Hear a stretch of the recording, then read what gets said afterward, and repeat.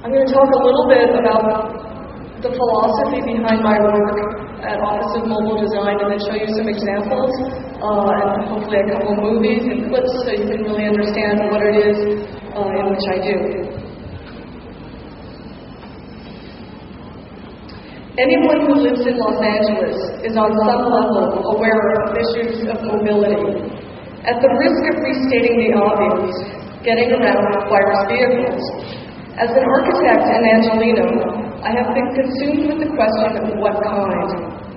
Not only am I concerned with environmental consequences of automobility or dromology, a term coined by Paul Virilio, meaning the science of travel, but I'm equally interested in using design to affect social mobility. This was a book I published in 2002 on that topic when I was really thinking quite intensely about mobile architecture and people around the world that were thinking about that same concept. And I'm now working on the second version of this book, which will be out next year.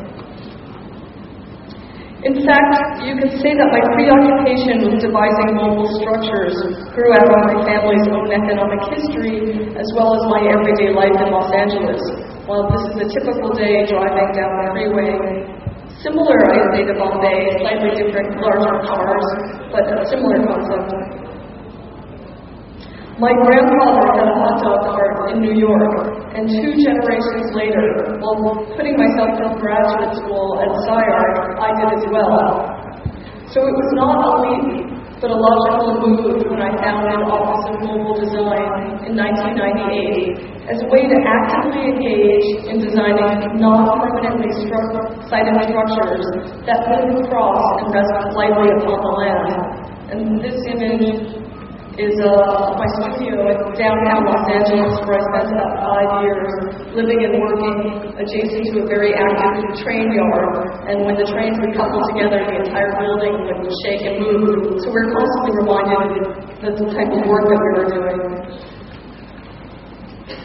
My work seeks to rethink and reestablish methods of building that contrast with the generic clutter that increasingly crowds the landscape. Inspired by Sam Elliott's Futurist Manifesto, I share his philosophy that, quote, we no longer believe in the monumental, the heavy and static, and have enriched our sensibilities with a taste for lightness, transience, and practicality. Associated here within a very unstable region, this is in Israel, between Jerusalem and Tel Aviv, on a road that is not often inhabited, but where mobile gas stations would exist when the threat of war comes, you can easily remove them. This desire for the active, mobile, and everywhere dynamic that characterizes the Italian futurist machine aesthetic infuses my work at OMD, representing the rock climber whose dynamic form responds to the static rock face.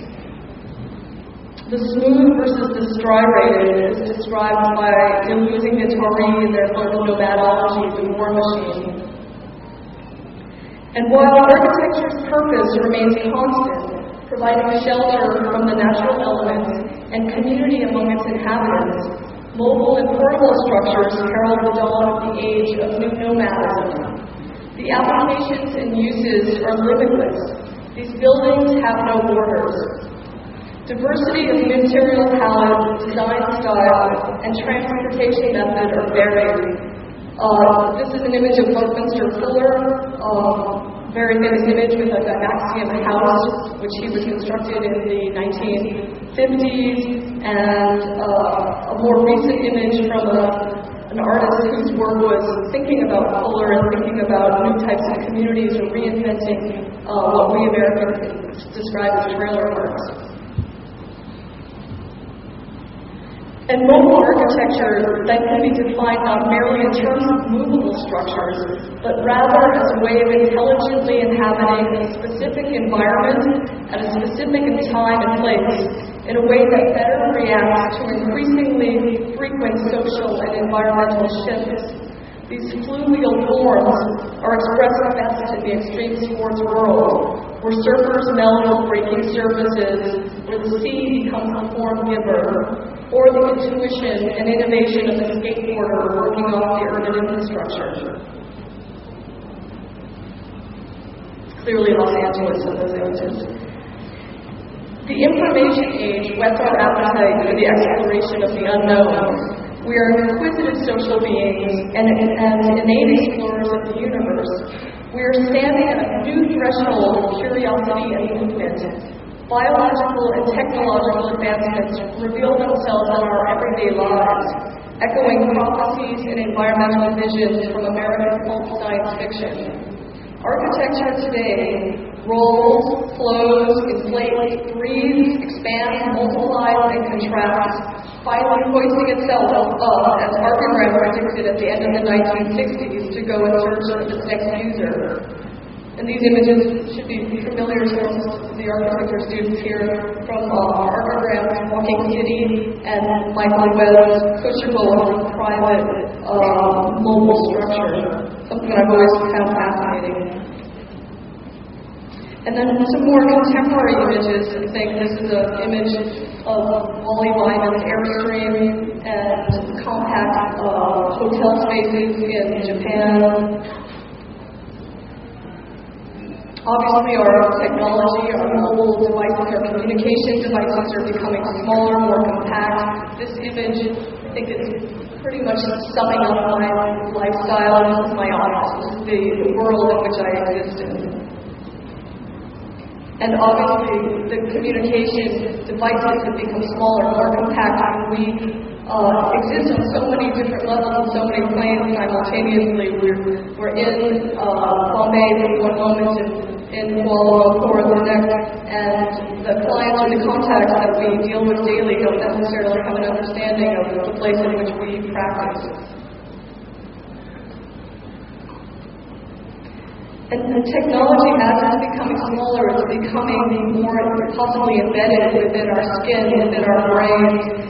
And what I've been thinking a lot about is the question of why are our buildings responding in the way that our communication devices are, the way that we inhabit our bodies and our planet. Automobile manufacturing, the aerospace industry, the medical industry has been thinking about robotics, about manufacturing at a very different, much more highly evolved level than we have done with architecture. Our buildings still remain sometimes as beautiful boxes, but we still produce them in a very labor-intensive way. And part of the work that I do is asking that question, how can we rethink manufacturing buildings? I've also been very interested in this idea of green technologies, materials, whether they're recycled at a very high-tech level or low-tech recycling of found objects, and trying to meld those two worlds together. I'm the author of a publication called Materials Monthly that I put out every month where I examine green materials and write about that, which allows people to subscribe to this publication and develop their own understanding of the materials. One of our biggest, centers of distribution for the construction industry in the U.S. is Home Depot, which really started to evolve, I'd say, about 10 or 12 years ago. And if you're not shopping at Home Depot, you're not understanding, or if you are shopping there, you aren't necessarily understanding what else is available to you. So this is an important research tool that I use and try to allow my clients to understand also what else is happening in this world outside of the Home Depot experience. Certainly, photovoltaic panels, ways in which we will harness energy from the sun that we already do. This is an image that's very close to where I live. This is Palm Springs. This is clearly a type of